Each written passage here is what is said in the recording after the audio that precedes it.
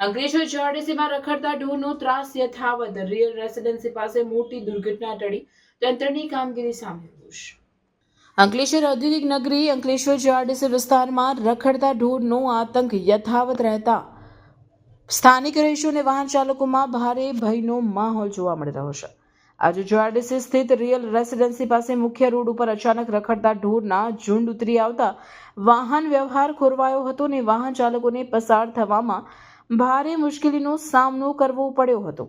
આ સમગ્ર ઘટનાનો વિડીયો સોશિયલ મીડિયામાં વાયરલ થયો છે, જેમાં સ્પષ્ટ જોઈ શકાય છે કે રોડની વચ્ચે પશુઓ અડીંગું જમાવીને બેઠા છે, જેના કારણે અકસ્માતની પૂરેપૂરી શક્યતા સર્જાઈ હતી. સદનસીબે આ ઘટનામાં કોઈ જાનહાનિ થઈ નથી, પરંતુ સ્થાનિકોના મતે એક મોટી દુર્ઘટના ઘટતા રહી ગઈ છે. આ મામલે સ્થાનિક રહીશોમાં નોટિફાઈડ ઓથોરિટીની નબળી કામગીરી સામે ઉગ્ર રોષ જોવા મળી રહ્યો છે. લોકોનો આક્ષેપ છે કે વહીવટી તંત્ર દ્વારા રખડતા ઢોરને પકડવાની કામગીરી માત્ર દેખાડા પૂરતી જ કરવામાં આવે છે. છૂટાછવાયા 2-4 ઢોર પકડીને સંતોષ માની લેતું તંત્ર કાયમી ઉકેલ લાવવામાં નિષ્ફળ નીવડ્યું હોય તેમ જણાય છે. જીઆરડીસી જેવા વ્યસ્ત વિસ્તારમાં જ્યાં સતત વાહનોની અવરજવર રહેતી હોય, ત્યાં રસ્તાની વચ્ચે પશુઓનો જમાવડો જીવલેણ સાબિત થઈ શકે છે.